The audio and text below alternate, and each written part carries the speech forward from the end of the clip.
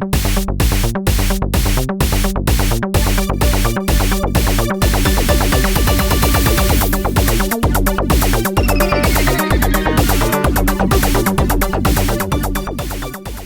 to Beyond the Beef, where we not only talk about business problems, we talk about business solutions.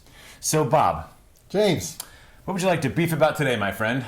So, here's another beef that comes from a viewer. Fantastic. Which is great. Fantastic. And I'm going to try and quote it. Don't know that I'll get it exactly, but the gist of it is. Okay.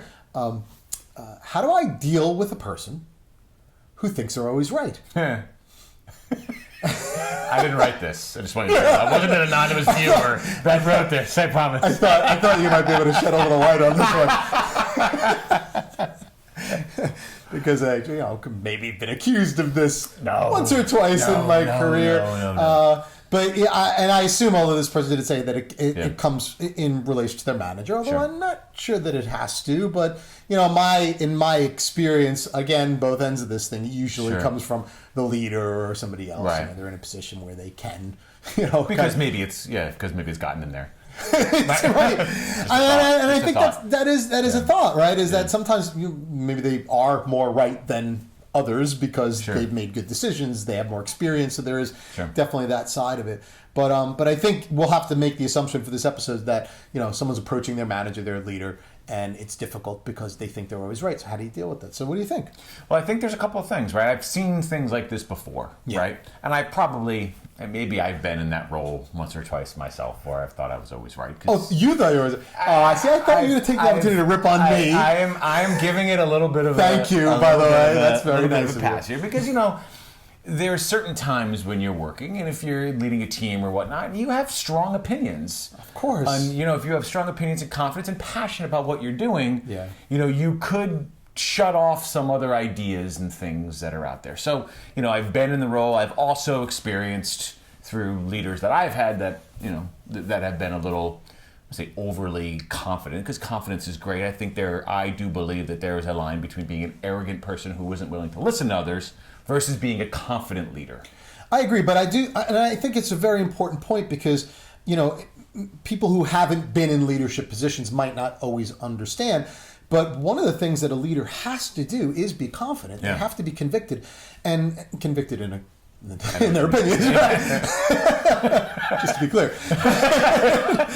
There have been leaders who have been convicted in both. I guess so, but you do have to be confident. So when one of the worst things, and you hear this as a complaint a lot, I'm surprised we haven't gotten it as a beef, is when leaders are wishy-washy. Yeah. They can't make a decision one way or another. So part of being a leader is being confident and being able to say, no, this is the way I feel, this is how it is, and this is how it's going to be. And if your leaders didn't have that characteristic, I'm pretty sure you wouldn't want them leading them to be your leader. Yeah. Absolutely. So I think part of the solution, at least part way to the solution, is to realize that is a characteristic that has to be inherent in leaders, and so that's one of the things that is better there than not. Not to mention, a lot of times, if wrong decisions are made, where the axe falls could be on your leader. so they've got to be, they've got to be really confident and feel strongly about their decisions and what they're pushing forward to, because it could fall on them. Now, with that said, I think the person who probably wrote the comment is saying, okay, I'm dealing with this. Yeah. How do I deal with this? Yeah, it's a point, because I think that the natural response people are probably expecting is that, well, let's talk about how leaders can be more open to opinions and everything. And I think that is a good topic, probably one for another episode. But I want to address, or make sure that we're addressing, the problem at hand. Sure. And you're honestly not going to change the leader, right? If somebody thinks that they're right, I mean, there are probably techniques, but this is on the person asking for the opinion. So how do we do that, right? If I'm the person that's dealing with somebody like this, how do I deal with it? Yeah, and the first thing that comes to my mind is the episodes we had done months and months back, actually, which was around when you're really trying to get an opinion or thought or idea to someone. How is it in their benefit to listen to you? Yeah. Right? Often we have communication, we talk back and forth, and we talk to fellow employees, or we talk to our manager, we just say things.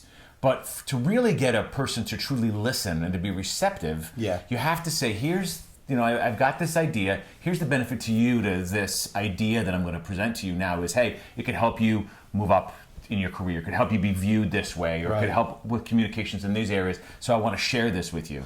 and Right. they almost can't say no. Yeah, they almost can't say I'm not interested. Then they want to be open to listening to your ideas. So that's the first thing. It's almost sometimes it's breaking down that barrier. How do you get them to listen to your idea and to your opinion or to your thoughts? That's the first thing, because sometimes there's that barrier there, opening them up to listen. Yeah, and you know, I have some direct experience with this. I've been in situations where, you know, let's say I'm talking to a president or a CEO or whatever else, and they have a view on the way customers see their products, okay? And that view is based on real facts, real experience, real things that person has dealt with. But there is maybe other information that they're not privy to. And so if I just went at it and I said, well, you're wrong. That's not the way customers feel anymore. That's not it. You're just wrong. You're outdated. You're this, you're that. They're clearly going to say, no, you're wrong. Right. Exactly. And they're going to have the upper hand and they're going to win. Whereas if I say, listen, to your point, you know, there's another way. We've gotten some feedback from customers that's maybe different from what your experience is, but let me just tell you what that is, and then we can evaluate both of them together. That's a whole different way to approach it than to say, no, you're just outdated and you're wrong. Right. And I think that's a really, you know, maybe an example, a concrete example of what you're talking about. Absolutely. I also want to put something else on it too. It's going to sound like I'm talking about me, but I'm not. Maybe I am a little. We'll see. What happens when I'll determine that. What happens when the leader is really right?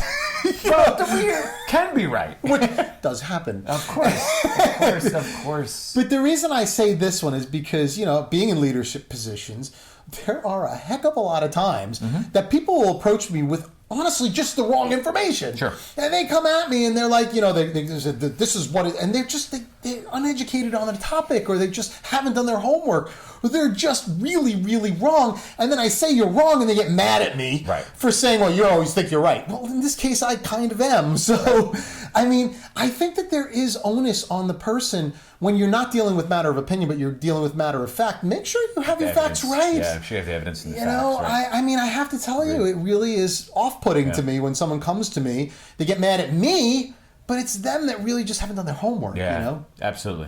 I couldn't agree with that more, and we've all seen it. You know, the fact that people have come just with these ideas without the facts behind it.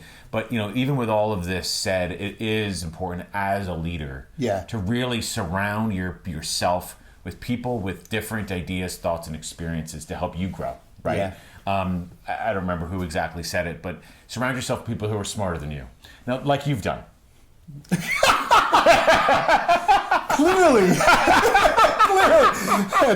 That's right. Good point. See? Yes. How can I deny that? Now here we've got a great example. You have shown me where I was clearly right, and the value that comes from it. I think we're doing good. I don't know how this could go. Cheers. But it's really true. Now that's a good point, because as a leader, yes, I know that I need to surround myself with people that are smarter than me, as impossible as that may seem.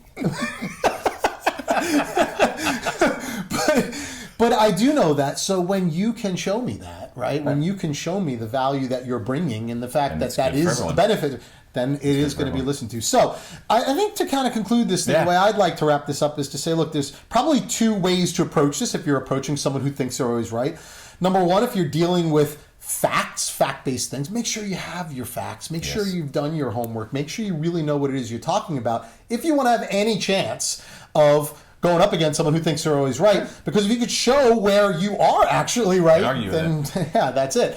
And then there's the other part of it, which is when you're going against an opinion, right? Well, that one's going to be difficult because there is kind of no right or wrong in many of those cases. But to your point, make sure that you're showing that person where your opinion can bring them some value. That's right. And I think in that case, you can deal with people that may be a little bit, maybe seemingly difficult to deal with in that way. I totally agree. And if you're a leader, surround yourself with people that are smarter than you.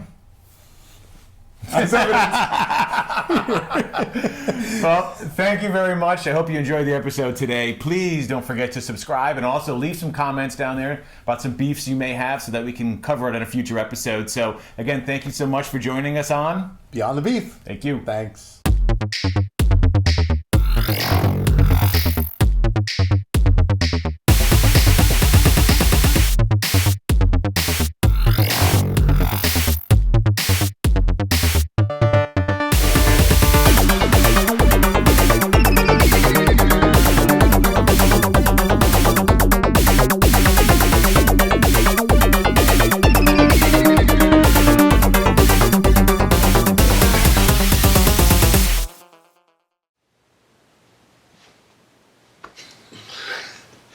is a big one, Elizabeth.